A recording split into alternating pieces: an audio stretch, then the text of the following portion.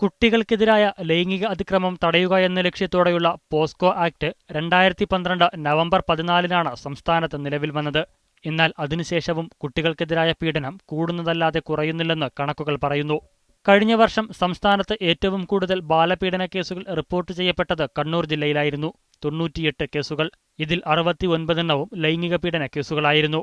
എന്നാൽ ഈ വർഷം വെറും 3 മാസങ്ങൾക്കിടയിൽ ജില്ലയിൽ ലൈംഗിക പീഡനത്തിനിരയായത് 32 കുട്ടികളാണ്. മിക്ക കേസുകളിലും പ്രതിസ്ഥാനത്തുള്ളത് സ്വന്തം പിതാവോ അധ്യാപകരോ അടുത്ത ബന്ധുക്കളോ ആണെന്നതാണ് ഞെട്ടിക്കുന്ന മറ്റൊരു വസ്തുത. കഴിഞ്ഞ വർഷം ജില്ലയിൽ രജിസ്റ്റർ ചെയ്ത 98 കേസുകളിൽ 12 പ്രതിപട്ടികയിലുള്ളത് പിതാവാണ്. 16 കേസുകളിലാവട്ടെ പ്രതികൾ ഗുരുസ്ഥാനീയരും. ഈ വർഷം ഇതുവരെ 14 കേസുകളിൽ അധ്യാപകരും 6 കേസുകളിൽ പിതാക്കന്മാരും പ്രതികളായി കഴിഞ്ഞു. കഴിഞ്ഞ 2 വർഷത്തിനിടയിൽ ജില്ലയിൽ ആകെ 144 കേസുകൾ രജിസ്റ്റർ ചെയ്തെങ്കിലും വിചാരണ പൂർത്തിയായത് ഒരൊറ്റ കേസിലാണ്. ഈ കേസിലാവട്ടെ വാദി കൂറുമാറിയതിനെ തുടർന്ന് പ്രതിയെ വെറുതെ വിടുകയും ചെയ്തു.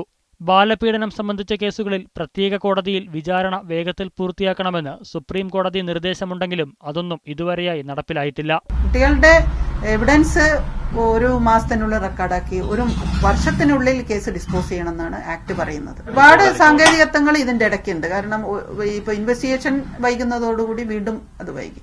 പിന്നെ ഇങ്ങനെ കുറെ കാരണങ്ങൾ കൊണ്ട് കേസ് ഒരുപാട് കാലം അതിന്റെ വിചാരണ കഴിഞ്ഞ് അതിന്റെ വിധി നിർണ്ണയിക്കാൻ സമയമെടുക്കണം. കുട്ടികൾക്കെതിരായ പീഡനങ്ങൾ നമ്മുടെ നാട്ടിൽ തുടർക്കഥയാകുമ്പോഴും നിയമങ്ങൾ നോക്കുകുത്തികളായി മാറുന്നു എന്നതാണ് യാഥാർത്ഥ്യം. സുനിൽ ഐസക്, മീഡിയ 1, കണ്ണൂർ.